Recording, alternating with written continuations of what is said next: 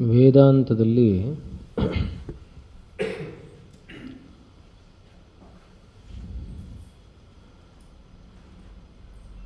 ಮೂರೇ ವಿಷಯ ಚರ್ಚೆ ಮಾಡೋದು.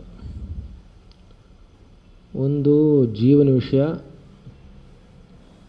ಇನ್ನೊಂದು ತಾನು ವ್ಯವಹಾರ ಮಾಡ್ತಾ ಇರುವಂತಹ ಜಗತ್ತಿನ ವಿಷಯ, ಇನ್ನೊಂದು ತನಗೆ ಅರಿವಿಲ್ಲದೆ ತಾನಲ್ವೇನೋ ಅನ್ನುವಂತಹ ಅಜ್ಞಾನವನ್ನು ಇಟ್ಕೊಂಡು ಜಗತ್ತು ಅನ್ನೋದು ಹೀಗೆ ಸ್ವತಂತ್ರವಾಗಿ ಏನೋ ಒಂದಿದೆ ವಸ್ತು ಅಂತ ಅರ್ಥ ಮಾಡಿಕೊಂಡು ವ್ಯವಹಾರ ಮಾಡ್ತಾ ಇರುವಂತಹದ್ದು ಜಗತ್ತು ಅವನು. ಆದರೆ ಜಗತ್ತಿಗೆ ಕಾರಣ ಅನ್ನೋದು ಬ್ರಹ್ಮ ಅಂತ ಗೊತ್ತಿಲ್ಲದೆ ಇರೋದು. ಆದ್ದರಿಂದ ಬ್ರಹ್ಮ, ಜಗತ್ತು, ಜೀವ ಈ ಮೂರು ವಿಷಯಗಳ ಮೇಲೆ ಮಾತ್ರ ಚರ್ಚೆ ಮಾಡುತ್ತೆ.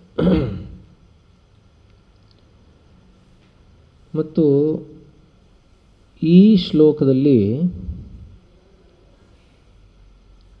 ಜೀವನ ವಿಷಯ ಇಲ್ಲಿವರೆಗೆ ಈಗಾಗಲೇ ಸ್ಪಷ್ಟವಾಗಿ ಅವನು ಅವಿನಾಶಿ, ಅವನಿಗೆ ನಾಶ ಇಲ್ಲ, ಆದ್ದರಿಂದ ಅವನು ನಿತ್ಯನು, ಯಾವಾಗಲೂ ಇರೋಂಥವನು ಅನ್ನೋದನ್ನು ತೀರ್ಮಾನ ಮಾಡಿ ಇನ್ನು ಮುಂದಕ್ಕೆ ಇವನು ಯಾವ ಜಗತ್ತನ್ನು ನಂಬಿಕೊಂಡಿದ್ದಾನೋ, ಇದೇ ನಿಜ ಅಂತ ಯಾವುದನ್ನು ನಂಬಿಕೊಂಡಿದ್ದಾನೋ, ಇದನ್ನೇ ನಿಜ ಅಂತ ಅಂದ್ಕೊಂಡಿರೋದ್ರಿಂದ ತಾನೇ ಓದಾಡ್ತಾ ಇರೋದು, ಸಂಸಾರದಲ್ಲಿರೋದು.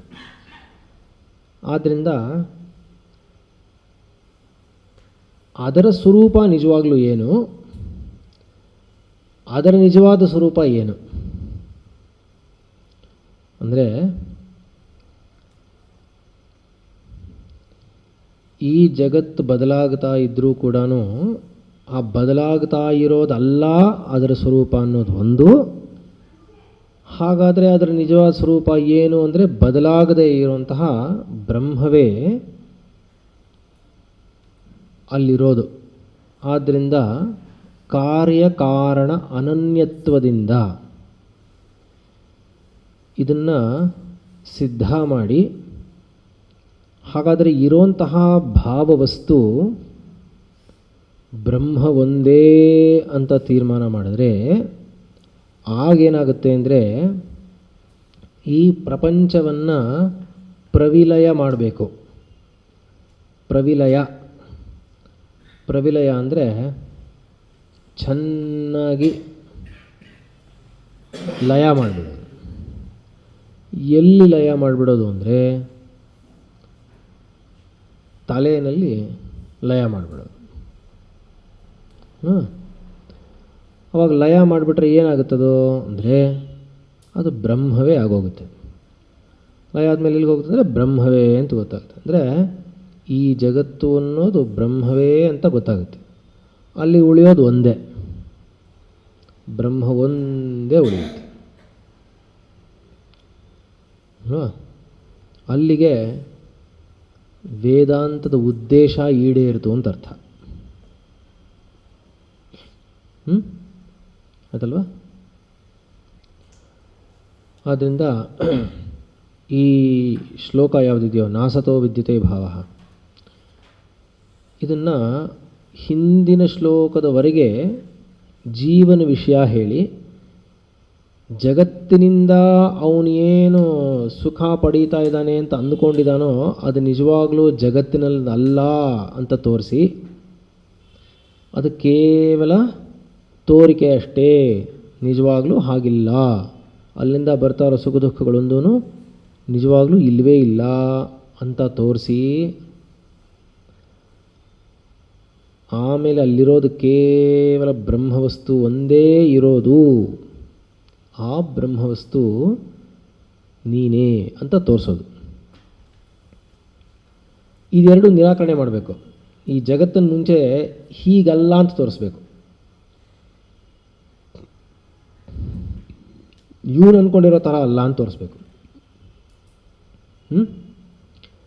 ಈಗೇನಪ್ಪ ಅಂದರೆ, ಹೋದ ಪಾಠದಲ್ಲಿ 29ನೇ ಕೊನೆಯ ವಾಕ್ಯದವರೆಗೂ ಬಂದಿದ್ದೀವಿ. ಆದರೆ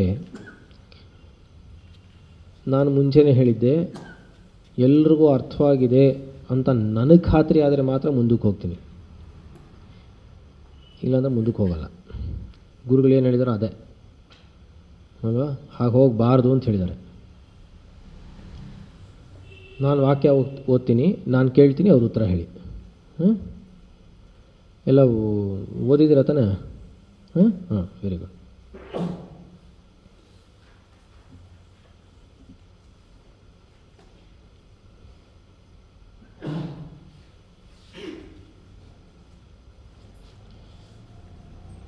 ನ ಅಸತಃ ಅವಿದ್ಯಮಾನಸ್ಯ ಶೀತೋಷ್ಣಾದೇಃ ಸಕಾರಣಸ್ಯ ನ ವಿದ್ಯತೆ ನಾಸ್ತಿ ಭಾವಃ ಭವನಂ ಅಸ್ತಿತಾ.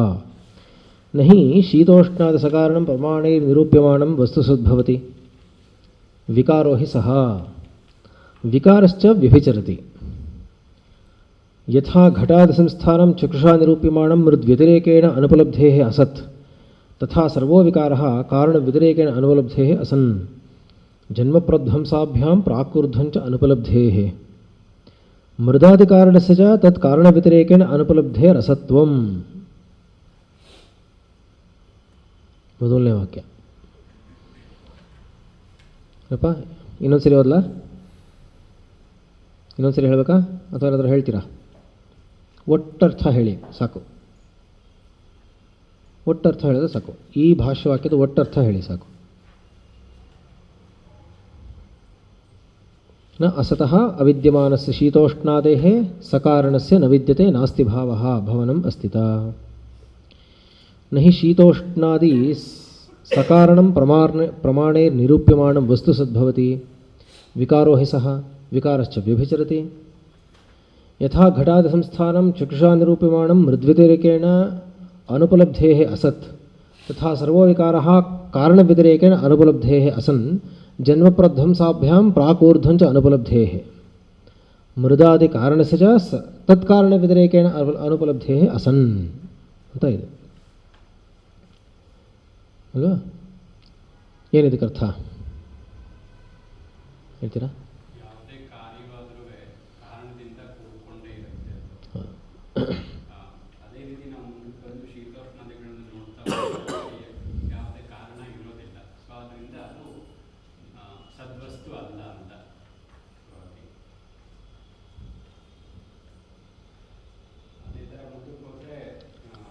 ಎರಡು ಪ್ರಮಾಣಕ್ಕೆ ಸಿಗುತ್ತೋ ಇಲ್ವಾ? ಕಾರ್ಯಕಾರಣ ಎರಡು ಪ್ರಮಾಣಕ್ಕೆ ಸಿಗುತ್ತೋ ಇಲ್ವಾ? ಸಿಗುತ್ತೆ. ಆದರೆ ಇಲ್ಲಿ ಕಾರ್ಯಕಾರಣ ಅನನ್ಯತ್ವ ಹೇಗಿರುತ್ತೋ ವಸ್ತುವಿಗೆ, ಹಾಗೆ ಶೀತೋಷ್ಣಾದಿಗಳಿಗೂ ಅದರ ಕಾರಣಕ್ಕೂ ಸಿಗೋಲ್ಲ. ಯಾಕೆಂದರೆ ಬದಲಾಗ್ತಾ ಇರುತ್ತೆ ಅಲ್ವಾ? ಒಂದೇ ವಸ್ತುನಲ್ಲಿ ಬದಲಾಗ್ಬಿಡುತ್ತೆ, ಹಂಗೆ ಬದಲಾಗಲ್ಲ ಎಲ್ಲೂ. ಆದ್ದರಿಂದ ಅದು ಇವಾಗ ಘಟಾನೇ ಇನ್ನೊಬ್ಬನಿಗೆ ಮಡಕೆ ಥರ ಹೆಂಚು ಥರ ಕಾಣಲ್ಲ. ಇಲ್ಲಿ ಹಂಗಲ್ಲ, ಒಂದೇ ವಸ್ತು ಒಬ್ಬಂಗೆ ಒಂಥರ ಕಾಣುತ್ತೆ, ಇನ್ನೊಬ್ಬನಿಗೆ ಇನ್ನೊಂದು ಥರ ತೋರುತ್ತೆ ಅನುಭವದಲ್ಲಿ. ಆದ್ದರಿಂದ ಹಾಗಿರೋಲ್ಲ ಅಂತ ಅರ್ಥ. ಸರಿ, ಆಮೇಲೆ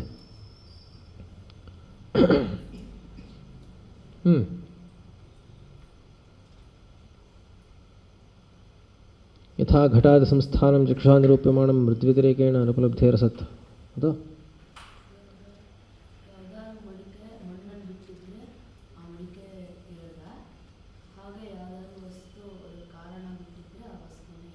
ವಸ್ತು ಇಲ್ಲವೇ ಇಲ್ಲ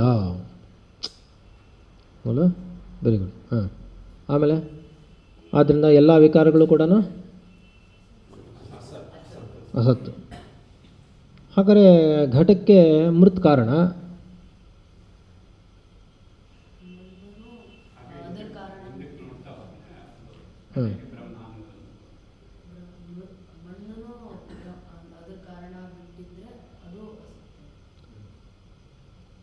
ಅಲ್ಲ, ಮೃತ್ ಕೂಡ ಕಾರ್ಯವೇ. ಮೃತ್ತು ಕೂಡ ಕಾರ್ಯ ತಾನೆ. ಮೃತ್ ಅಂದರೆ ಏನು? ಪೃಥ್ವಿ. ಪೃಥ್ವಿ ತಾನೆ. ಗೊತ್ತಾಗ್ತಿದೆಯೇನೋ? ಮೃತ್ ಅಂದರೆ ಪೃಥ್ವಿ ತಾನೆ. ಮೃತ್ ಅಂದರೆ ಮಣ್ಣು ಅಂದರೆ ಅದು ಕಾರ್ಯವೋ ಕಾರಣವೋ? ಮಡಕೆಗೆ ಕಾರಣ, ಆದರೆ ಅದು ಕಾರ್ಯ ತಾನೆ. ಆದ್ದರಿಂದ ಹಾಂ, ಜಲದ ಕಾರಣ ಅಲ್ಲ, ಜಲದ ಕಾರ್ಯ. ಆದ್ದರಿಂದ ಹಾಗೇ ಹೋದರೆ ಹಿಂದಕ್ಕೆ ಬ್ರಹ್ಮದವರೆಗೂ ಹೊಟ್ಟೋಗುತ್ತೆ. ಆದ್ದರಿಂದ ಅದನ್ನು ತಗೊಂಡ್ರೆ ಇದು ಅಸತ್. ಇದನ್ನೇ ಸ್ವತಂತ್ರವಾಗಿ ನೋಡಿದ್ರೆ ತತ್ ಕಾರಣ ವ್ಯತಿರೇಕೇಣ ಅಸತ್, ಅನುಪಲಬ್ಧೇ ಅಸತ್. ಗೊತ್ತಾಯ್ತಲ್ವ? ಸರಿ.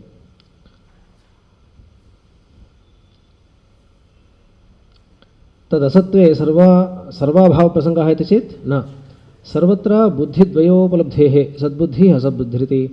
ಯದ್ವಿಷಯಾ ಬುದ್ಧಿಃ ನ ವ್ಯಭಿಚರತಿ ತತ್ಸತ್, ಯದ್ವಿಷಯಾ ವ್ಯಭಿಚರತಿ ತದಸತ್ ಇತಿ. ಸದಸದ್ವಿಭಾಗೆ ಬುದ್ಧಿತಂತ್ರೇ ಸ್ಥಿತೆ ಸರ್ವತ್ರ ದ್ವೇ ಬುದ್ಧಿ ಸರ್ವೈರುಪಲಭ್ಯೇತೆ ಸಾಮಾನಾಧಿಕರಣ್ಯಾತ್. ಸಾಮಾನಾಧಿಕರಣ್ಯೇನ ನೀಲೋತ್ಪಲವತ್ ಸನ್ಘಟಃ ಸನ್ಪಟಃ ಸನ್ಹಸ್ತಿ ಇತ್ಯೇವಂ ಸರ್ವತ್ರ. ತಯೋರ್ಬುದ್ಧ್ಯೋಃ ಘಟಾದಿಬುದ್ಧಿಃ ವ್ಯಭಿಚರತಿ ತಥಾ ಚ ದರ್ಶಿತಂ ನ ತು ಸದ್ಬುದ್ಧಿಃ. ತಸ್ಮಾತ್ ಘಟಾದಿಬುದ್ಧಿವಿಷಯೋಃ ಅಸನ್ ವ್ಯಭಿಚಾರಾತ್ ನ ತು ಸದ್ಬುದ್ಧಿವಿಷಯಃ ಅವ್ಯಭಿಚಾರಾತ್. ಹೇಳ್ತೀರಾ ಯಾರಾದರೂ? ಯಾರಾದರೂ ಹೇಳಿರಿ.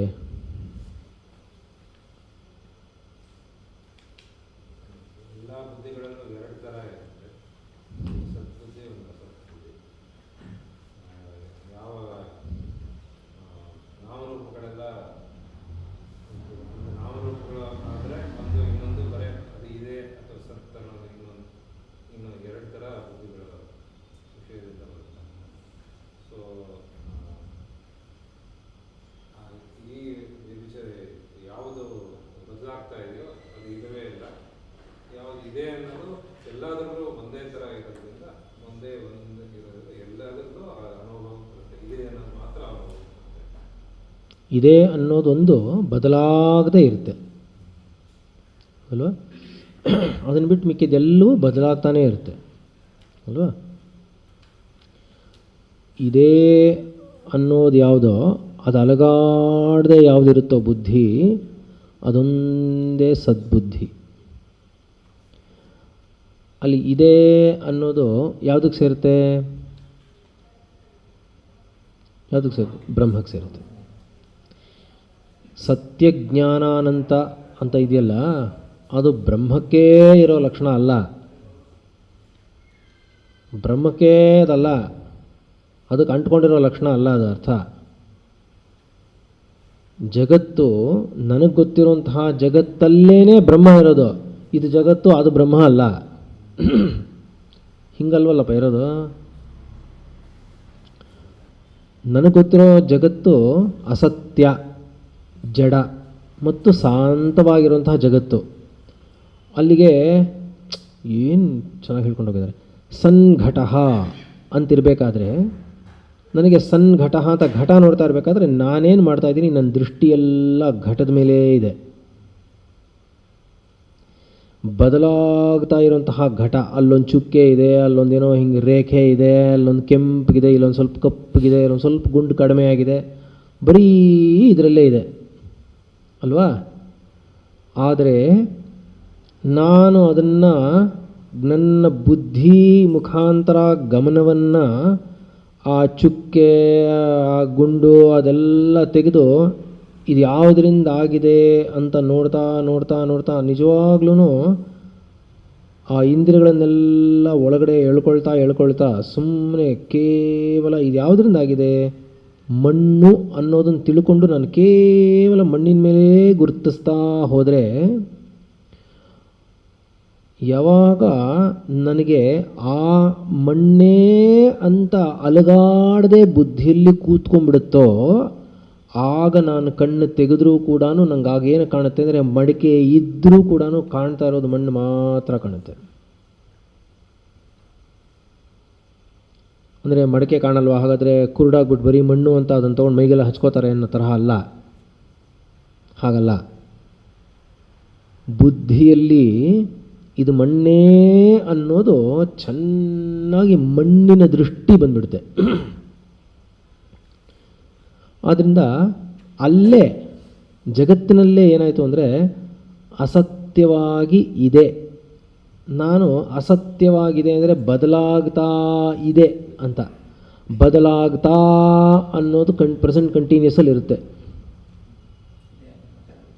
ಇದೇ ಅನ್ನೋದು ಬದಲಾಗೋಲ್ಲ.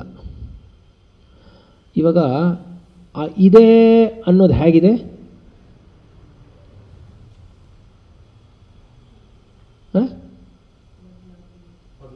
ಏನ ಬದಲಾಗದೇ ಇದೆ. ಆ ಇದೇ ಅನ್ನೋದು ಬದಲಾಗದೇ ಇದೆ. ಆದ್ದರಿಂದ ಆ ಬದಲಾಗದೇ ಇರೋ ಲಕ್ಷಣಕ್ಕೆ ಏನಂತಾರೆ? ಸತ್ಯ ಅಂತಾರೆ. ಸತ್ಯಜ್ಞಾನ ಅಲ್ಲ, ಸತ್ಯ ಅಂತಾರೆ. ಯದ್ ರೂಪೇಣ ಯನ್ನಿಶ್ಚಿತಂ ತದ್ರೂಪಂ ನ ವ್ಯಭಿಚರತಿ ತತ್ ಸತ್ಯಂ ಅಂತಾರೆ. ಆದ್ದರಿಂದ ಬದಲಾಗದೇ ಇರುವಂತಹದ್ದು ಒಂದು ಲಕ್ಷಣ, ಅದು ಸತ್ಯ ಅಂತಾರೆ. ಅಲ್ಲಿಗೆ ಬೇರೆ ಎಲ್ಲಿಗೋ ಕಂಡ್ಕೊಂಡ್ವೇನೋ ಅದನ್ನು? ಇಲ್ಲ, ಅಲ್ಲೇ ಕಂಡುಕೊಂಡಿದ್ದು. ಆದರೆ ನನ್ನ ಬುದ್ಧಿ ಇಷ್ಟವರೆಗೂ ಅಸತ್ಯವಾಗಿರೋದರ ಕಡೆ ಇತ್ತು. ಸನ್ ಘಟಃ, ಸನ್ ಪಟಃ, ಸನ್ ಹಸ್ತಿ ಅಂತ ಬೇರೆ ಬೇರೆ ಇತ್ತು. ಈಗೇನಾಯಿತು ಅಂದರೆ ನೋಡ್ತಾ ನೋಡ್ತಾ ನೋಡ್ತಾ ನೋಡ್ತಾ ಇದೇ ಅನ್ನೋದು ಹೇಗಿದೆ, ಇದೇ ಅನ್ನೋದು ಹೇಗಿದೆ ಅಂತ ನೋಡ್ತಾ ನೋಡ್ತಾ ಬದಲಾಗದೇ ಇದೆ ಅಂತ ಗೊತ್ತಾಯಿತು. ಅಲ್ಲಿಗೆ ಅಸತ್ಯತ್ವ ಹೋಗಿ ಸತ್ಯತ್ವ ಉಳ್ಕೊಳ್ತು. ಜಡ ಹೋಗಿ ಜ್ಞಾನವಾಯಿತು. ಶಾಂತವಾಗಿತ್ತು ಘಟ, ಶಾಂತವಾಗಿತ್ತು. ಈಗ ಮೃತ್ತು ಬಂದ್ಬಿಡ್ತಲ್ಲ. ಮೃತ್ತು ಇಲ್ಲೂ ಮೃತ್ತೆ, ಅಲ್ಲೂ ಮೃತ್ತೆ, ಅಲ್ಲೂ ಮೃತ್ತೆ, ಎಲ್ಲ ಮೃತ್ತೆ. 1000 ಘಟದಲ್ಲೂ ಮೃತ್ತೆ. ಅದಕ್ಕೆ ಅಂತತ್ವವೇ ಇಲ್ವಲ್ಲ ಅಂತ ಗೊತ್ತಾಯಿತು. ಆದ್ದರಿಂದ ಇವಾಗ ಒಂದೇ ಘಟದಲ್ಲೇ 2 ತರಹ ಬುದ್ಧಿ ಇತ್ತು. ಅಸತ್ಯ ಜಡ ಶಾಂತವಾಗಿರುವಂತಹ ಬುದ್ಧಿ ವಿಕಾರದಲ್ಲಿ, ಸತ್ಯಜ್ಞಾನಾನಂತಗಳು ಅದೇ ಘಟದಲ್ಲೇ ಇತ್ತು. ನನ್ನ ಬುದ್ಧಿ ಅಲ್ಲಿರಲಿಲ್ಲ ಅಷ್ಟೆ. ಆದ್ದರಿಂದ ಬ್ರಹ್ಮಕ್ಕೆ ಅಂಟ್ಕೊಂಡಿರುವಂತಹದ್ದಲ್ಲ ಸತ್ಯಜ್ಞಾನಾನಂತ. ನನ್ನ ಗುರುತಿಗೆ ಸಿಗಬೇಕು ಅಂದರೆ ಇದಲ್ಲ ಅಂತ ತೋರಿಸ್ಬೇಕು. ಇದಲ್ಲ ಅಂತ ತೋರಿಸೋದಕ್ಕೋಸ್ಕರ ಸತ್ಯಜ್ಞಾನಾನಂತ ಅಂತ ಹೇಳಿದೆ. ಗೊತ್ತಾಯ್ತಾ ನಿಮಗೆ? ಅದಕ್ಕೆ ಇವಾಗ ಯಾವುದೋ ಒಂದು ಹೂವು, ನೀಲಿ ಕಲರ್ ಹೂವು ಹಿಂಗಿರುತ್ತೆ ಅಂತ ಬ್ರಹ್ಮ ಇಲ್ಲ ಗುರುತಿಗೆ, ಆದರೆ ಅಸತ್ಯವಾಗಿಲ್ಲ ಅಂತ ತೋರಿಸುತ್ತೆ. ಹೀಗೆ ಬದಲಾಗ್ತಾ ಇರೋದಲ್ಲ ಮತ್ತು ಬದಲಾಗದೇ ಇರೋವಂಥದ್ದು ಅಂತ ಹೇಳ್ಬೇಕು ತಾನೆ. ಬದಲಾಗ್ತಾ ಇರೋದಲ್ಲ ಮತ್ತು ಹಾಗಾದರೆ ಅಂದರೆ ಬದಲಾಗದೇ ಇರೋವಂಥದ್ದು. ಹೀಗೆ ಜಡವಾಗಿರೋದ ಅಲ್ಲ, ಅದು ಜ್ಞಾನಸ್ವರೂಪ ಅಂತ ತೋರಿಸ್ಬೇಕು. ಅಲ್ಲಿಗೆ ಬದಲಾಗದೇ ಇರೋದಕ್ಕೆ ಸತ್ಯ ಅಂತ ಹೆಸರು, ಜಡವಲ್ಲದೇ ಇರೋದಕ್ಕೆ ಜ್ಞಾನ ಅಂತ ಹೆಸರು, ಯಾವುದಕ್ಕೆ ಅಂತವಿಲ್ವೋ ಅದಕ್ಕೆ ಅನಂತ ಅಂತ ಹೆಸರು. ಗೊತ್ತಾಯ್ತಲ್ವ? ಎಲ್ಲಿ ನೋಡಿದ್ವಿ ಅದನ್ನು? ಎಲ್ಲಿ? ಅದೇ ಘಟದಲ್ಲೇ ನೋಡಿದ್ವಿ. ಈಗ ಆ ಘಟದಲ್ಲೇನೆ ಮೃತ್ ದೃಷ್ಟಿಯಿಂದ ಘಟ ಇದೆಯೋ ಇಲ್ವೋ?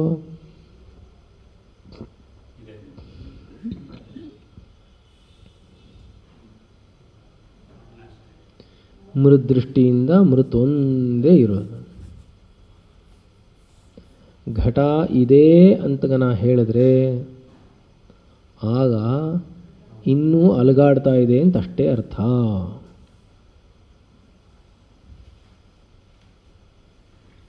ಆಗ ಆ ಜಗತ್ತು ಜಗತ್ತು ಅಂತ ಬಂತಲ್ಲ ಮನಸ್ಸಿಗೆ, ಆವಾಗ ಅದು ಮಿಥ್ಯಾ. ಮಾಂಡುಕ್ಯದಲ್ಲಿ ಬರೋದಿದ್ದೇನೆ. ಅದ್ವೈತ ಪ್ರಕರಣದಲ್ಲಿ ಬರ್ತದೆ. ಅದ್ವೈತ ದೃಷ್ಟಿಯಲ್ಲಿ ಜಗತ್ತು ಅಂದರೆ ಅರ್ಥ ಏನು? ಅದಕ್ಕೆ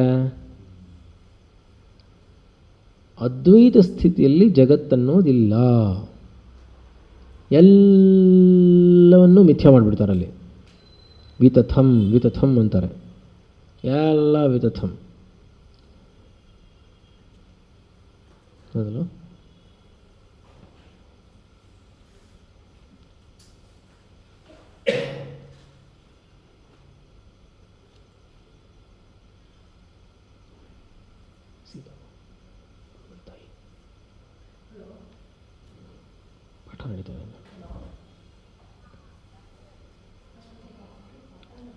ಆಯ್ತಲ್ವ? ಆದ್ದರಿಂದ ವಿತಥಂ ಅಂತ. ಆದ್ದರಿಂದ ನಾಸತೋ ವಿದ್ಯತೆ ಭಾವೋ ನಾಭಾವೋ ವಿದ್ಯತೆ ಸತಃ ಅಂತ ಹೇಳಿರೋದು ಕೇವಲ ಆತ್ಮನೊಬ್ಬನೇ ಇರೋದು, ಇನ್ನೇನೂ ಇಲ್ಲ ಅಂತ ತಿಳಿಸೋದಕ್ಕೋಸ್ಕರ ಹೇಳಿರೋದು. ಅದಲ್ವಾ?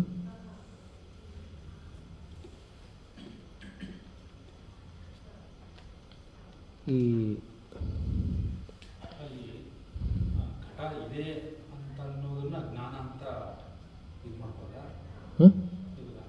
ಸತ್ಯಜ್ಞಾನ ಅಂತ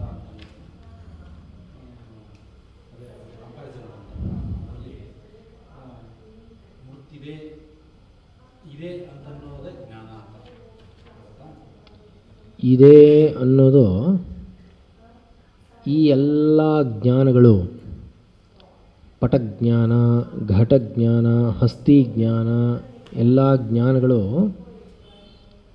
ಇವಾಗ ಬುದ್ಧಿಯಲ್ಲಿ ಈ ಚಿಟ್ಟೆ, ಹೂವು, ಹತ್ತಿ, ಮಡಿಕೆ, ಆನೆ, ಹುಲಿ ಎಲ್ಲದರದ್ದು ಜ್ಞಾನ ಬರ್ತಾಯಿದೆ ಅಲ್ವಾ? ಹಾಗೆಯೇ ವಸ್ತುವಿನ ಜ್ಞಾನ ಬರುತ್ತೆ. ಆ ವಸ್ತುವೇ ಬಂದು ಕೂತ್ಕೊಂಡ್ಬಿಡ್ತಾ, ಒಳಗೆ ಬರಲ್ಲ. ಅದರ ಕೇವಲ ಜ್ಞಾನ ಮಾತ್ರ ತಾನೇ ಬರುತ್ತೆ, ಪ್ರತ್ಯಯ ತಾನೇ ಉಂಟಾಗುತ್ತೆ.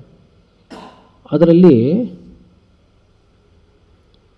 ಈ ಜ್ಞಾನ ಇತ್ತಲ್ಲ,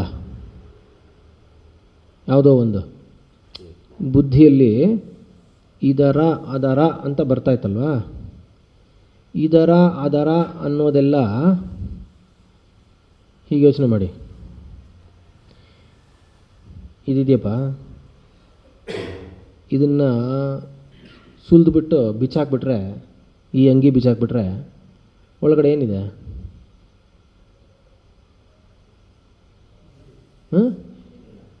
ಏನಿಲ್ವಾ? ಅಲ್ಲಪ್ಪ, ಆಕಾಶ. ಆಕಾಶ ತಾನೆ? ಆಕಾಶ ಹೌದಲ್ಲಪ್ಪ. ಆಕಾಶ ಅಂದರೆ ಆತ್ಮನೆಲ್ಲಿದ್ದಾನೆ ಅವಾಗ? ಅಲ್ಲೇ ಇದೆ ಅಂತಾನೆ. ಗೊತ್ತಾಗ್ತದೆಯಾ? ಅಲ್ಲೇ ತಾನೇ ಇರೋನು. ಈಗ ಈ ಆತ್ಮನ ಅಲ್ಲೇ ಇದ್ದಾನೆ ಅಂದರೆ ಆ ಆತ್ಮನಿಗೆ ಸುಮ್ಮನೆ ಹಿಂಗೊಂದು ಹೊದಿಗೆ ಹಾಕ್ಬಿಟ್ಟು ಇವನೊಬ್ಬ ಪ್ರತ್ಯೇಗಾತ್ಮನು ಅಂತ ಮಾಡಿಬಿಟ್ಟಿದೆಯಾ?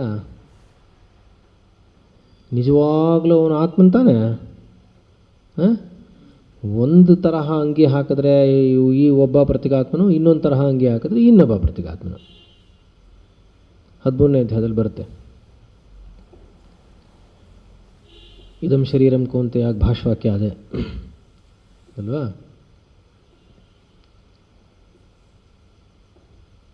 ಇವಾಗ ಈ ಬುದ್ಧಿಗಳೆಲ್ಲ ಇವಾಗ ಒಂದು ಸರಿ ಬಿಚ್ಚಾಕಿದ್ರಲ್ಲಪ್ಪ, ಶರೀರನ ಬಿಚ್ಚಾಕಿ ತಿರುಗಿ ಹಾಕ್ಕೊಂಬಿಡಿ. ಇವಾಗ ಹಾಕ್ಕೊಂಬಿಟ್ಟು ಯೋಚನೆ ಮಾಡಿ, ಈ ಎಲ್ಲ ಜ್ಞಾನಗಳು ಎಲ್ಲಿಂದ ಬರ್ತಾಯಿತ್ತು ಹಾಗಾದರೆ?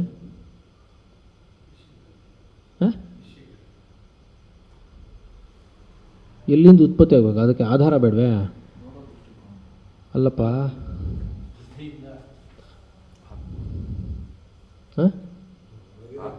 ಆತ್ಮನಿಂದ ಬರ್ತಾಯಿತ್ತು. ವಿಷಯದಿಂದ ಬರ್ತಾ? ತಿಳ್ಕೊಳ್ಳೋದು ಯಾರು? ಇವನು ತಾನೆ, ಪ್ರತ್ಯೇಗಾತ್ಮನ್ ತಾನೆ, ಇವನಿಂದ ತಾನೇ ಬರ್ತಾಯಿದೆ. ವಿಷಯದಲ್ಲಿ ಅದಕ್ಕೆ ಹೇಳೋದು, ವಿಷಯದಲ್ಲಿ ಇವಾಗ ನೀವು ವಿಷಯ ಅಂದ ತಕ್ಷಣ ನೀವು ಸ್ವತಂತ್ರವಾಗಿ ನೋಡಿದ್ರಿ, ಅದಕ್ಕೆ ಎಗರೋಯ್ತು. ಅದ್ರಲ್ಲಿ ಬ್ರಹ್ಮವಿಲ್ವಾ? ಇಲ್ಲಾಂದರೆ ಜ್ಞಾನ ಹೆಂಗೆ ಉಂಟಾಗುತ್ತೆ? ಗೊತ್ತಾಗಲಿಲ್ವಾ ಅಲ್ವಾ? ಜ್ಞಾನ ಉಂಟಾಗಬೇಕು ಅಂದರೆ ಸಾದೃಶ್ಯನೇ ಇಲ್ಲದೆ ಹೋದರೆ ಹೇಗೆ ಜ್ಞಾನ ಉಂಟಾಗುತ್ತೆ? ಗೊತ್ತಾಗಲಿಲ್ವಾ? ಅಲ್ಲಿ ಇದು ಜಡತ್ವದಲ್ಲಿ, ಜಡದಲ್ಲಿ ಬ್ರಹ್ಮ ಇದೆಯೋ ಇಲ್ವಾ? ಇಲ್ಲಿ ಜ್ಞಾನರೂಪವಾಗಿ ಪ್ರಕಟವಾಗ್ತಾ ಇಲ್ಲ ಅಂತಷ್ಟೇ. ಜ್ಞಾನಕ್ರಿಯೆ ಇಲ್ಲಿ ಆಗ್ತಾ ಇಲ್ಲ ಅನ್ನೋದು ಇದೆಯೇ ವಿನಃ ಜ್ಞಾನವೇ ಇಲ್ಲ ಅಂತೇನೋ ಯಾರಾದರೂ ಗೊತ್ತಾಗ್ಲಿಲ್ವೇ? ಅದೇ ಅಲ್ಲಿ ಹಾಂ, ಆ ಪ್ರಶ್ನೆ ಕರೆಕ್ಟ್, ಗೊತ್ತಾಯ್ತು. ಅದಕ್ಕೋಸ್ಕರನೇ ಇಲ್ಲಿ ಇದರ ಜ್ಞಾನ ಅಂದಾಗ ನಾನೇನು ಮಾಡಿದೆ, ಇದರ ಅಂದಾಗ ಕೇವಲ ಹೊರಗಡೆ ಹೊದ್ಗೆದು ಮಾತ್ರ ತಗೊಂಡೆ. ಅದು ಬಂದಿದ್ದೂ ಕೂಡ ಅದು ಅದನ್ನು ಬಿಟ್ಟು ಇಲ್ಲ ಆದ್ದರಿಂದ ಹಾಗೆ ಬಂದು ಕೂತ್ಕೊಂತು. ಆದರೆ ಪರಿಚ್ಛಿನ್ನತ್ವದಿಂದ ಕುಡ್ಕೊಂಡು ಹೇಳ್ತಾ ಇದ್ದೀವಿ. ಆದರೆ ಇದು ನಿಜವಾಗಲೂ ಅಲ್ಲಿರೋನು ಯಾರು? ಬ್ರಹ್ಮವೇ ತಾನೇ ಅಲ್ಲಿರೋದು. ಇಲ್ಲಿರೋದು ಯಾವುದು? ಅದೇ ಇಲ್ಲೂ ಬಿಟ್ಟಿಲ್ಲ ಅಲ್ಲೂ ಬಿಟ್ಟಿಲ್ಲಪ್ಪ. ಗೊತ್ತಾಗ್ಲಿಲ್ವಾ? ವಸ್ತುವಿನಲ್ಲೂ ಕೂಡ ಬ್ರಹ್ಮವು ಬಿಟ್ಟಿಲ್ಲಪ್ಪ. ಈಗ ಅಂದರೆ ಆಗಲೇ ಸಾದೃಶ್ಯ ಅದು ಮಾಡಿದ್ದು, ಅಂದರೆ ಜಡತ್ವ ಶಾಂತ ಎಲ್ಲ ಇದೆ ಅಂತ. ಅದನ್ನು ಸತ್ಯಜ್ಞಾನ ಅಂತೇಳಿಗೆ ಅದೇ ವಿಷಯದಲ್ಲಿ ಎರಡು ಥರ ನೋಡೋದು. ಅದು ಜಡತ್ವ ಮತ್ತು ಸತ್ಯಕ್ಕೆ ಇದು ಮಾಡೋದು, ಕೋರಿಲೇಟ್ ಮಾಡೋದು. ಅಸತ್ಯತ್ವಕ್ಕೂ ಸತ್ಯತ್ವಕ್ಕೂ, ಸತ್ಯತ್ವಕ್ಕೂ ಜಡಕ್ಕೂ ಜ್ಞಾನಕ್ಕೂ ಜ್ಞಾನಕ್ಕೂ ತುಂಬ ಕಷ್ಟವಾಗಿರೋದೇನು ಗೊತ್ತಾ? ಇದೊಂದೇ ಪಾಯಿಂಟ್ ಅರ್ಥ ಮಾಡ್ಕೊಳ್ಳೋದು ತುಂಬ ಕಷ್ಟ. ಅಂದರೆ ಜಡದಲ್ಲಿ ಜ್ಞಾನವನ್ನು ನೋಡೋದು ತುಂಬ ಕಷ್ಟ. ಅದು ಯಾವಾಗ ಬರುತ್ತೆ ಅಂದರೆ, ಜ್ಞಾನ ಅನ್ನೋದು ವಿಶೇಷ್ಯ ಜ್ಞಾನದಲ್ಲಿ ನಿಂತಾಗ ಮಾತ್ರ ಗೊತ್ತಾಗುತ್ತೆ, ಇಲ್ಲಾಂದರೆ ಗೊತ್ತಾಗೋಲ್ಲ. ಅಲ್ಲಿರೋದು ಬ್ರಹ್ಮ ಅನ್ನೋದು ಗೊತ್ತಾಗುತ್ತಲ್ಲ ವಸ್ತು, ಆಗಲೇ ಇದು ಜಡ ಅಲ್ಲ ಅಂತ ಗೊತ್ತಾಗೋದು ಆವಾಗಲೇ. ಜಡ ಅಂತ ನಾನು ಹೇಳಿದಾಗೆಲ್ಲನೂ ನಾನು ವಿಕಾರದ ಮುಖಾಂತರನೇ ನೋಡ್ತಿದ್ದೀನಿ, ಆದ್ದರಿಂದ ಅದು ಹಾಗೆ. ಆದರೆ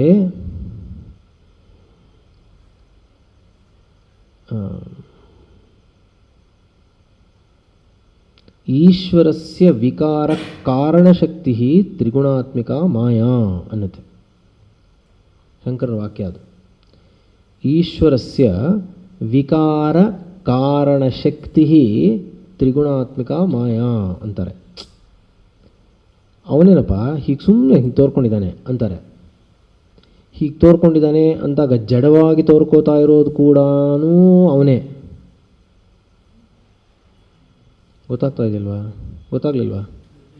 ಯಾವುದೋ ಜಡ ವಸ್ತು ಇದು ಹೀಗೆ ತೋರ್ಕೋತಾ ಇರೋದು ಅವನೇನಪ್ಪ. ಹೀಗೆ ತೋರ್ಕೋತಾ ಇರೋದು ಪರಮಾತ್ಮನೇ. ಇಲ್ಲ ಏನು ಅರ್ಥ ಅದಕ್ಕೆ? ಗೊತ್ತಾಗಲಿ. ಈ ಪರಮಾತ್ಮ ಇದಾನೋ ಇಲ್ವಾ? ಆ ವಸ್ತುವಿನಲ್ಲಿ ಹಾಂ, ನಾನು ಅಲ್ಲಿ ಪರಮಾತ್ಮ ಇದ್ದಾನೆ ಅನ್ನೋದು ಹೇಗೆ ಅದನ್ನು ಈಗ ಇದ್ದಾನೆ ಕರೆಕ್ಟ್, ಹೇಳಿದ ತಕ್ಷಣ ನಿಜ ಅಲ್ವಾ? ಅದಕ್ಕೋಸ್ಕರನೇ ಹೇಳಿದ್ದು ನನ್ನ ಮನಸ್ಸು.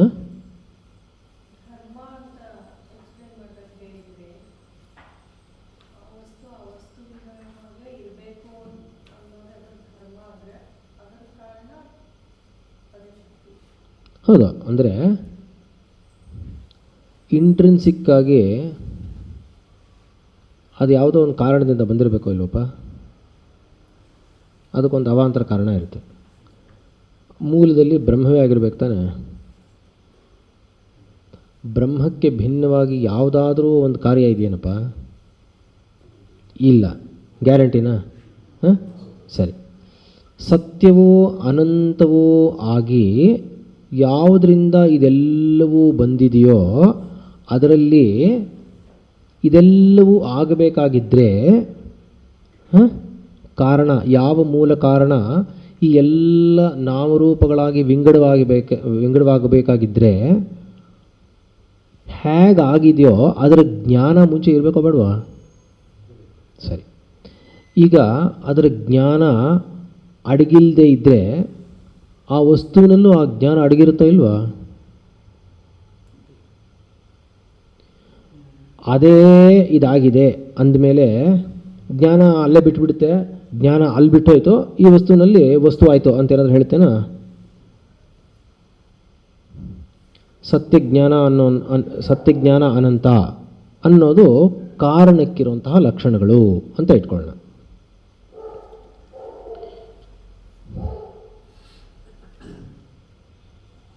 ಸತ್ಯಜ್ಞಾನಾನಂತವಾಗಿರುವಂತಹ ಕಾರಣವೇ ಕಾರ್ಯವಾಗಿದೆ ಅಂತ ತಾನೇ ಇರೋದು. ಸತ್ಯಜ್ಞಾನಾನಂತವಾಗಿಯೇ ಕಾರ್ಯನೂ ಇದ್ಬಿಟ್ರೆ ಅದನ್ನು ಕಾರಣ ಅಂತಾರ ಕಾರ್ಯ ಅಂತಾರ? ಕಾರಣ ಅಂತಾರೆ. ಇವಾಗಿರೋದು ಕಾರ್ಯವೋ ಕಾರಣನ? ಕಾರ್ಯ. ಆದ್ದರಿಂದ ಕಾರ್ಯದಲ್ಲಿ ಬೇರೆ ಬೇರೆ ಲಕ್ಷಣಗಳಿರಬೇಕು. ನಮಗೆ ಕಾಣಿಸ್ತಾ ಇದೆ ಅಲ್ವಾ? ಕಾಣಿಸ್ತಾ ಇದೆ ಅಲ್ವಾ? ಸರಿ, ನಂಗೆ ಹೇಗೆ ಕಾಣಿಸ್ತಾ ಇದೆ? ನಂಗೆ ಹೇಗೆ ಕಾಣಿಸ್ತಾ ಇದೆ? ಅಸತ್ಯವಾಗಿ ಕಾಣ್ತಾ ಇದೆ, ಜಡವಾಗಿ ಕಾಣ್ತಾ ಇದೆ, ಶಾಂತವಾಗಿ ಕಾಣ್ತಾ ಇದೆ. ನನಗೆ ಅಭ್ಯಾಸ ಆಗಿರೋದು ಅದು. ಆದರೆ ಕಾರಣವೇ ಹೀಗೆ ತೋರ್ಕೋತಾ ಇದೆ ಅಂತ ಹೇಳಿದ ಮೇಲೆ ಆ ಜಡದಲ್ಲಿ ಜ್ಞಾನ ಇರಬೇಕೋ ಬೇಡವಾ? ಈ ಬುದ್ಧಿ ಯಾವುದರಿಂದ ಉಂಟಾಗಿರೋದು?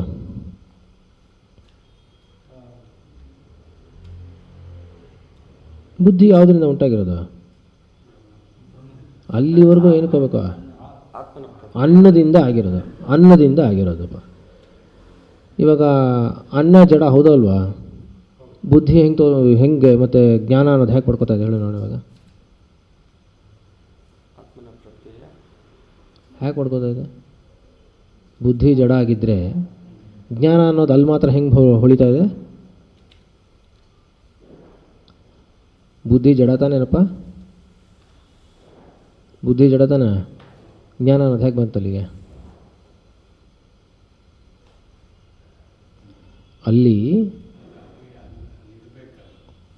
ಇಲ್ಲಿ ಕ್ರಿಯಾತ್ಮಕವಾಗಿ ಆಗುವಂತಹ ಕೆಲವು ಕ್ರಿಯೆಗಳಿದೆ.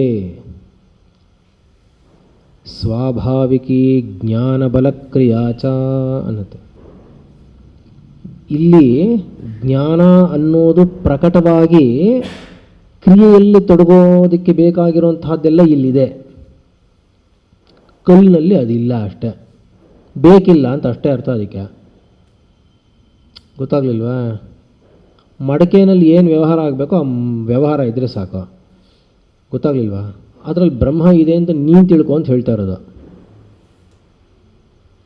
ಮಡಕೆ ತಿಳ್ಕೊಬೇಕಾಗಿಲ್ಲ. ತಾನು ಬ್ರಹ್ಮ ಅಂತ ಮಡಕೆ ಯಾಕೆ ತಿಳ್ಕೊಬೇಕು? ಅವಶ್ಯಕತೆ ಇಲ್ಲ. ಆದರೆ ಅದರಲ್ಲೂ ಬ್ರಹ್ಮವಿದೆ, ಜ್ಞಾನಸ್ವರೂಪವಾಗಿರುವಂತಹ ಬ್ರಹ್ಮವಿದೆ ಅಂತ ನಾನು ತಿಳ್ಕೋಬೇಕು. ಗೊತ್ತಾಗಲ್ಲ? ತಿಳ್ಕೊಳ್ಳೋದು ಮೂಲ ಸ್ವರೂಪದಿಂದ ಬಂದಿದೆ, ಅದಕ್ಕೋಸ್ಕರ ಅದನ್ನ ಮೂಲ ಸ್ವರೂಪ ಕಾರಣವನ್ನು ಬಿಟ್ಟು ಇದಿರೋಕ್ಕೆ ಸಾಧ್ಯವೇ ಇಲ್ಲ, ಇದು ಕಾರಣವೇ ಅಂತ ತಿಳ್ಕೋಬೇಕು. ಇಲ್ಲ ಅಂದರೆ ಆ ಥರ ವಸ್ತು ಇರೋಕ್ಕೆ ಸಾಧ್ಯವೇ ಇಲ್ಲ, ಅಸ್ತಿತ್ವೇ ಇಲ್ವಲ್ಲ ಬ್ರಹ್ಮವನ್ನು ಬಿಟ್ಟು. ಗೊತ್ತಾಗ್ಲಿಲ್ವಾ? ಆದ್ದರಿಂದ ನಾನು ಅದೇ ವಸ್ತುವಿನಲ್ಲೇ ಇಲ್ಲಿ ಬುದ್ಧಿಯಲ್ಲಿ ಅದು ಇದು ಮತ್ತೊಂದು ಮಗದೊಂದು ಅನ್ನೋದು ಬಿಟ್ಟು ಕೇವಲ ಜ್ಞಾನ ಅನ್ನೋದು ಮಾತ್ರ ಇಲ್ಲಿದೆ. ಇಲ್ಲಿ ಇರೋದು ಅದೇನೇ. ನಮ್ಮ ಬುದ್ಧಿಯಲ್ಲಿ ಕೂಡ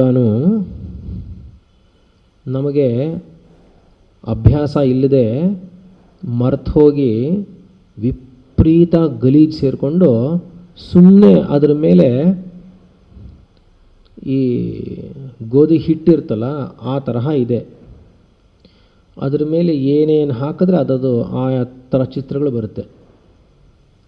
5 ಬೆರಳು ಹಿಂಗೆ ಒತ್ತಿದ್ರೆ ಆ ಥರ ಚಿತ್ರ ಬರುತ್ತೆ. ತಿರುಗಿ ಉಂಡೆ ಮಾಡಿಬಿಟ್ಟು ಬೇಕಾದರೆ ತಿರುಗಿ ಹಿಂಗೆ ಒತ್ತಿದ್ರೆ ಹಂಗೆ ಹಳ್ಳ ಬೀಳುತ್ತೆ, ಹಿಂಗೆ ಒತ್ತಿದ್ರೆ ಇನ್ನೊಂದು ಥರ ಬೀಳುತ್ತೆ. ಗೊತ್ತಾಗ್ತಾ ಇದೆಯಾ? ಯಾವ ಚಿತ್ರವನ್ನು ಬೇಕಾದರೂ ಪಡೆಯುವಂತಹ ಶಕ್ತಿ ಇದೆ. ಆದ್ದರಿಂದ ಅದರದ್ದೇ ಆಗಿರುವಂತಹ ಒಂದು ಚಿತ್ರ ಇಲ್ಲ ಜ್ಞಾನಕ್ಕೆ. ಜ್ಞಾನ ಅನ್ನೋದು ಗೊತ್ತಾಗ್ತಿಲ್ವಾ? ವಿಶೇಷ್ಯ ಜ್ಞಾನ ನಾನು ಹೇಳ್ತಾ ಇರೋದು.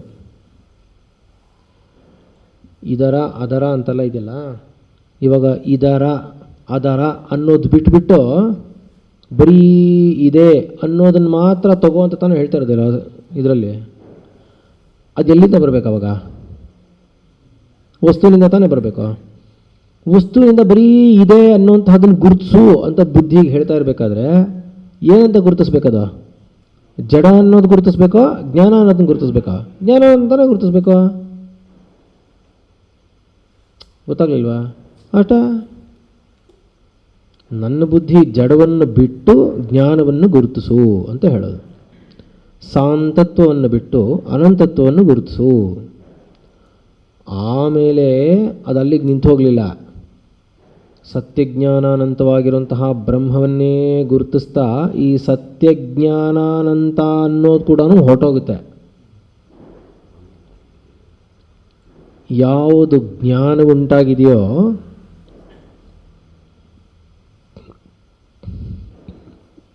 ಬ್ರಹ್ಮಜ್ಞಾನ ಉಂಟಾಯಿತೋ ಆ ಜ್ಞಾನ ಬದಲಾಗ್ತಾ ಇರೋದೋ ಬದಲಾಗದೇ ಇರೋದೋ? ಬದಲಾಗದೇ ಇರೋದ್ರಿಂದ ಆ ಜ್ಞಾನ ಏನಾಯಿತು? ಸತ್ಯವಾಯಿತು. ಯಾವ ಜ್ಞಾನ ಸತ್ಯವಾಯಿತೋ ಆ ಸತ್ಯನೂ ಹೋಯಿತು, ಜ್ಞಾನವೂ ಹೋಯಿತು. ಅದು ಸತ್ಯ ಜ್ಞಾನ ಅಂತೇನಿಲ್ಲ. ಈಗ ಜ್ಞಾನ ಒಂದು ಸರಿ ಉಂಟಾಗಿ ಹೊರಟೋಗಿ ತಿರುಗಿ ಬರೋವಂಥದ್ದು ಅಥವಾ ಯಾವಾಗಲೂ ಒಂದೇ ಥರ ಇರೋದು, ಅದಕ್ಕೆ ಇತಿಮಿತಿಗಳಿಲ್ವಾ? ಯಾವಾಗಲೂ ಇರೋದ್ರಿಂದ ಅನಂತತ್ವನ ಎಗರೋಯ್ತು. ಉಳ್ಕೊಂಡಿದ್ದೇನು ಅವಾಗ? ಕೇವಲ ಜ್ಞಾನ ಮಾತ್ರ, ಅಂದರೆ ಕೇವಲ ಬ್ರಹ್ಮ ಮಾತ್ರ ಉಳ್ಕೊಳ್ತು.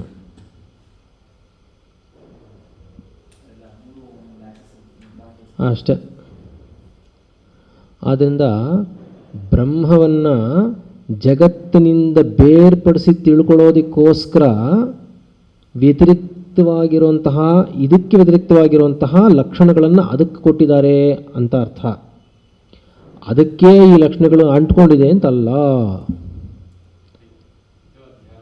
ಅಧ್ಯಾರೋಪ ಆಮೇಲೆ ಅದು ಅಪವಾದ ಆಗುತ್ತೆ. ಮುಂಚೆ ಅಧ್ಯಾರೋಪ ಮಾಡುತ್ತೆ, ಆಮೇಲೆ ಅಪವಾದ ಮಾಡುತ್ತೆ.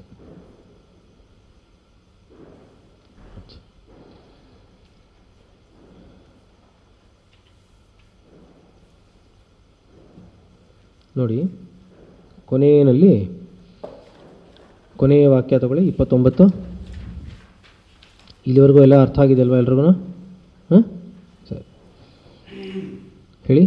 ತಸ್ಮಾತ್ ದೇಹಾದೇಹೇ ದ್ವಂದ್ವಸ್ಯ ಚ ಸಕಾರಣಸ್ಯ ಅಸತೋ ನ ವಿದ್ಯತೆ ಭಾವಃ ಇತಿ. ತಥಾ ಸತಶ್ಚ ಆತ್ಮನಃ ಅಭಾವಃ ಅವಿದ್ಯಮಾನತಾ ನ ವಿದ್ಯತೆ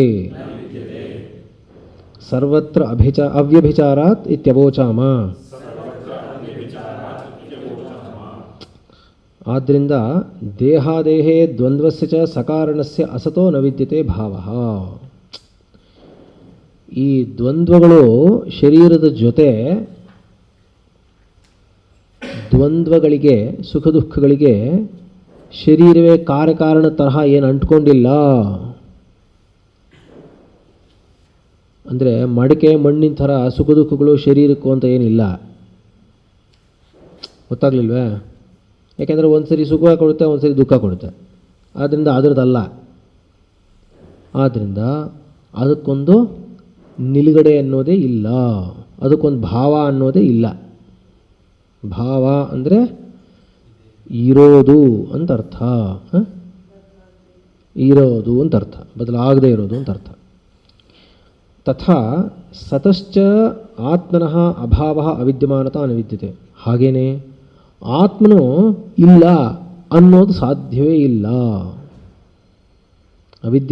ಅವಿದ್ಯಮಾನ ನ ವಿದ್ಯತೆ. ಅಲಗಾಡಿದ ವಸ್ತು ಇರಲೇಬೇಕು ತಾನೆ. ಆ ಆತ್ಮನು, ನೀನು ಆತ್ಮನೇ ಇಲ್ಲ, ಹಾಗೆ ಆತ್ಮನು ಕೂಡ ಇಲ್ಲವೇ ಇಲ್ಲ ಅಂತ ಹೇಳೋಕ್ಕಾಗೋದಿಲ್ಲ. ಗೊತ್ತಾಗ್ಲಿಲ್ವಾ?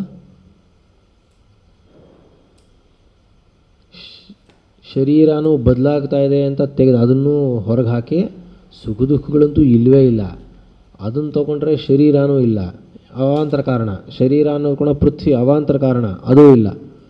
ಆದರೆ ಯಾವಾಗಲೂ ಇದನ್ನೊಂದು ಯಾಪಟ್ಟು ಬದಲಾಗ್ತಾ ಇದೆ ಅಂದ ತಕ್ಷಣ, ಓಹೋ ಇದಕ್ಕೆ ಬದಲಾಗದೇ ಇರೋವಂಥದ್ದು ಒಂದಿರಬೇಕು ಕಾರಣ ಅಂತ ಹೋಗಬೇಕು.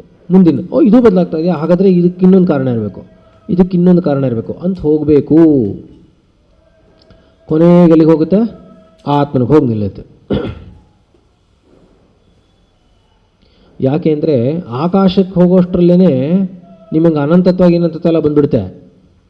ಅದಕ್ಕೋಸ್ಕರನೇ ಅಂದಾಜು ಬರಬೇಕು ಅಂತಲೇ ಅಲ್ಲಿವರೆಗೂ ಹೋಗೋಷ್ಟರಲ್ಲಿ ಅದೇ ಬಂದುಬಿಡುತ್ತೆ. ಗೊತ್ತಾಗಲಿಲ್ವೇ? ಆಕಾಶ ಅಂದ ತಕ್ಷಣವೇ ನಮ್ಮ ಇದು ಮೀರಿ ಹೊರಟೋಗುತ್ತೆ, ನಮಗೆ ಊಹೆ ಮಾಡ್ಕೊಳ್ಳೋಕೆ ಕೂಡ ಸಾಧ್ಯ ಇಲ್ಲ. ಆದ್ದರಿಂದ ಆತ್ಮನು ಅಂದಾಗ ಇರುವಂತಹ ಭಾವವಸ್ತು ಅನ್ನೋದು ಆ ಆತ್ಮನು ಇಲ್ಲ ಅಂತ ಹೇಳೋಕ್ಕಾಗಲ್ಲ. ಯಾಕೆಂದರೆ ಹೇಳ್ತಾರೋ ಅವನೊಬ್ಬ ಇರ್ತಂತಾನೆ, ಅವನಾದರೂ ಇದ್ದೇ ಇರ್ತಂತಾನೆ. ಯಾವುದನ್ನು ಇಲ್ಲ ಅಂತ ಹೇಳ್ತೀಯ ತೋರಿಸು. ಇದಿಲ್ಲ, ಆತ್ಮನೂ ಇಲ್ಲ ಅಂದರೆ ನೀನು ಯಾರು ಅಂತ ಕೇಳ್ತೀನಿ ತಾನೆ. ಅವಾಗ ನೀನು ಪೃಥ್ವಿಯಾದಿಗಳನ್ನೇ ಇಲ್ಲ ಅಂದಮೇಲೆ ನೀನು ಬಿದ್ದೋದೆ ಅಲ್ಲಿ. ಪೃಥ್ವಿಯಾದಿಗಳಿಲ್ಲ ಅಂತ ಹೇಳ್ಕೊಂಡು ಹೋಗ್ಬಿಟ್ರೆ ನೀನು ಅದ್ರ ಜೊತೆ ಹೊರಟೆ ಹೋದೆ. ಆವಾಗ ಬದಲಾಗದೇ ಇರುವಂಥದ್ದು ಒಂದು ಇದೆ ಅಂತ ನಿನಗೆ ಗೊತ್ತಲ್ಲ. ಗೊತ್ತಾಗೋತಿಲ್ವಾ? ಯಾರು ಯಾರು? ನಾನೇ ಇದ್ದೀನಲ್ಲ, ನಾನಿಲ್ವಾ? ಅಪ್ಪ ಬದಲಾಗದೆ ನಾನಿಲ್ವಾ? ಅಷ್ಟೇ. ಬದಲಾಗದೆ ಇರೋಂಥವ್ನು ನಾನು ಇದ್ದೀನಿ ಅನ್ನೋದನ್ನು ಚೆನ್ನಾಗಿ ಮನದಟ್ಟಾಗ್ಬಿಟ್ರೆ ಅವಾಗ ಆತ್ಮನು ಅಂತ ಅವನಿಗೆ ಹೇಳೋದಷ್ಟೇ. ಇನ್ಯಾರೋ ನಾವು ಆತ್ಮನ ಇಲ್ಲ ಅಂತ ಹೇಳೋ ಥರದ್ದೇನೂ ಇಲ್ಲ. ಗೊತ್ತಾಗಲಿಲ್ವಾ? ಆತ್ಮನು ಅನ್ನೋನು ಒಬ್ಬನೇ ಇರೋದು, ಅವನು ಇಲ್ಲ ಅಂತ ಹೇಳೋಕ್ಕಾಗೋಲ್ಲ. ಯಾಕೆ ಅಂದರೆ ಸರ್ವತ್ರ ಅವ್ಯಭಿಚಾರಾತ್ ಇತ್ಯವೋಚಾಮ. ಸರ್ವತ್ರ ಅಂತ ಅಂದ್ರೇನು? ಇಲ್ಲಿರುವಂಥ ಆತ್ಮನೂ ಹಾಗೇ ಇರೋದು, ಅಲ್ಲಿರುವಂಥ ಆತ್ಮನೂ ಹಾಗೇ ಇರೋದು, ಎಲ್ಲ ಕಡೆ ಇರೋ ಆತ್ಮನೂ ಹಾಗೇ ಇರೋದು. ಇದರಲ್ಲೂ ಅಷ್ಟೇ. ಗೊತ್ತಾಗಲಿಲ್ವಾ? ಏವಂ ಹೇಳಿ. ಆತ್ಮಾನಾತ್ಮನೋ ಸದಸತೋ ಉಭಯೋರಪಿ ದೃಷ್ಟಃ ಉಪಲಬ್ಧಃ ಅಂತಃ ನಿರ್ಣಯಃ ಸತ್ ಸದೇವ ಅಸತ್ ಅಸದೇವ ಇತಿ ತು ಅನಯೋಃ ಯಥೋಕ್ತಯೋಃ ತತ್ವದರ್ಶಿಭಿಃ.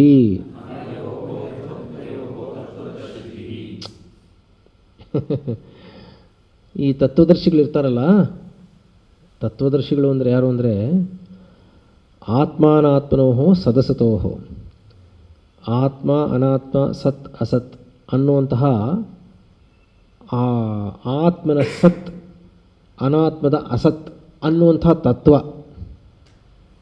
ಚೆನ್ನಾಗಿ ಉಭಯೋ ಅಂತಹ ನಿರ್ಣಯ ತೀರ್ಮಾನ ಮಾಡಿಬಿಡ್ತಾರೆ. ಇದಿಷ್ಟೇ ಅಂತ ತೀರ್ಮಾನ ಮಾಡ್ತಾರೆ, ಇದು ಇಷ್ಟೇ ಅಂತ ತೀರ್ಮಾನ ಮಾಡ್ತಾರೆ.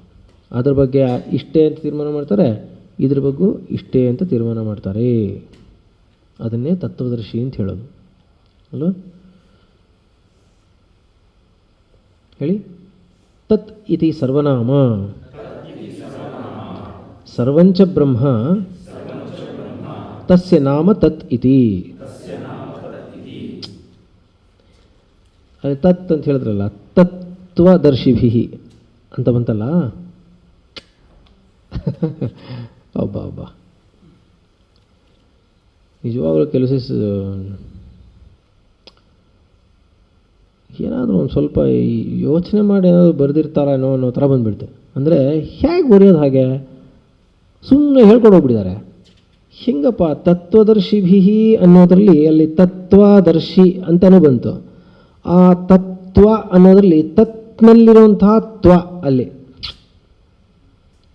ಬ್ರಹ್ಮದ ಅಂತ ಅಲ್ಲಿ ಗೊತ್ತಾಗಲಿಲ್ವಾ? ಬ್ರಹ್ಮದ ಸಾರ ಅನ್ನೋದಕ್ಕೆ ತತ್ವ ಅಂತಾರೆ. ಅದಕ್ಕೆ ತತ್ ಅನ್ನೋದಲ್ಲಿ ತತ್ವ ಅನ್ನೋದರಲ್ಲಿ ತತ್ ಇದೆಯಲ್ಲ, ಅದು ಸರ್ವನಾಮ. ಎಲ್ಲದಕ್ಕೂ ಅದು ಅಂತಲೇ ಅನ್ನೋದು ಅಂತಾರೆ. ಸರ್ವಂಚ ಬ್ರಹ್ಮ ತಸ್ಯ ನಾಮ ತತ್ತಿತಿ. ಸರ್ವಂಚ ಬ್ರಹ್ಮ ಅವ ಸರ್ವಂಚ ಬ್ರಹ್ಮ ಅಂತ ಹೇಳಿದ ಮೇಲೆ ಅದು ಯಾವ ಜಗತ್ತಿನ ಮಿಥ್ಯೆ ಅಂತ ಹೇಳಿದ್ರು ನಿಜವಾಗ್ಲೂ ನಂಗೆ ಅರ್ಥವೇ ಆಗಲ್ಲಪ್ಪ. ಅಲ್ಲಪ್ಪ, ಸರ್ವಂಚ ಬ್ರಹ್ಮ ಅಂತ ಹೇಳ್ತಾ ಇರಬೇಕಾದ್ರೆ ಸರ್ವ ಅನ್ನೋದು ಇದೆ ಅಂತ ಆಗಲಿಲ್ವೇ? ತತ್ವದರ್ಶಿಭಿ ಅಂತ ಹೇಳಿದ ಮೇಲೆ ತಾನೇ ಹೇಳ್ತಾ ಇರೋದು ಸರ್ವಂಚ ಬ್ರಹ್ಮ ಅಂತ. ಅವಾಗ ಇಲ್ಲ ಅಂತ ಮಾಯ ಆಗ್ಬಿಡಿದೆ. ಅವನು ಜ್ಞಾನಿ ಜ್ಞಾನ ಬಂದಿರೋನಿಗೆ, ಜ್ಞಾನಿ ಆದರವನು ಏನಂತ ಹೇಳ್ತಾನೆ ಹಾಗಾದರೆ? ಎತ್ಕೊಳ್ತಾನೆ ಹಾಗೆ ಆಗ್ಬಿಡ್ತಾನೆ ಹಾಗಾದ್ರೆ? ಏನೂ ಇಲ್ಲ, ಎಲ್ಲ ಬ್ರಹ್ಮವೇ ಅಂತ ಹೇಳಿಬಿಟ್ರೆ ಅವ್ನಿಗೆ ಅರ್ಥ ಆಗುತ್ತಾ? ಹೇಗೆ ಅರ್ಥ ಆಗುತ್ತೆ? ತದ್ಭಾವ ತತ್ವಂ ಹೇಳಿ. ತದ್ಭಾವ ತತ್ವಂ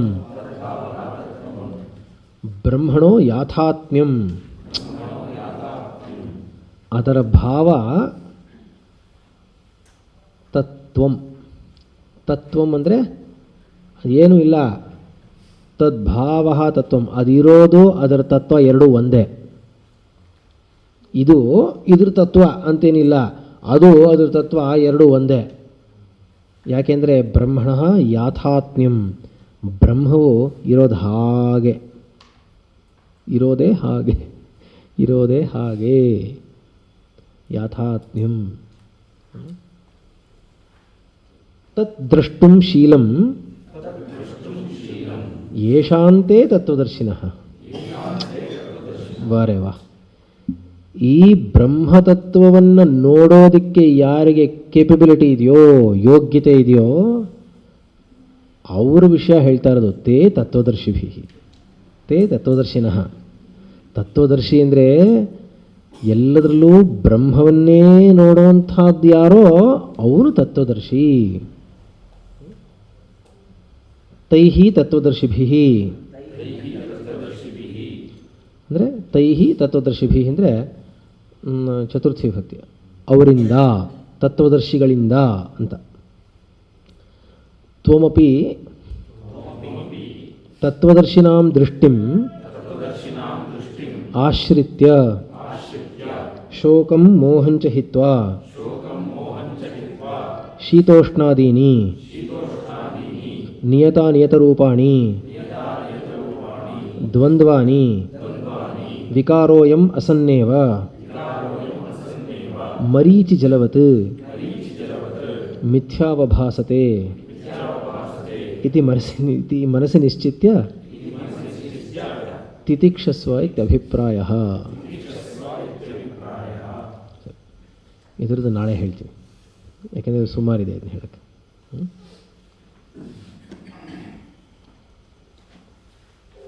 ಓಂ ಶ್ರುತಿಸ್ಮೃತಿಪುರಾಣಾನಾಂ ಆಲಯಂ ಕರುಣಾಲಯಂ ನಮಾಮಿ ಭಗವತ್ಪಾದಶಂಕರಂ ಲೋಕಶಂಕರಂ ಶಂಕರಂ ಶಂಕರಾಚಾರ್ಯಂ ಕೇಶವಂ ಬಾದರಾಯಣಂ ಸೂತ್ರಭಾಷ್ಯಕೃತೌ ವಂದೇ ಭಗವಂತೌ ಪುನಃ ಪುನಃ. ಈಶ್ವರೋ ಗುರುರಾತ್ಮೇತಿ ಮೂರ್ತಿಭೇದವಿಭಾಗಿನೇ ವ್ಯೋಮವದ್ವ್ಯಾಪ್ತದೇಹಾಯ ದಕ್ಷಿಣಾಮೂರ್ತಯೇ ನಮಃ.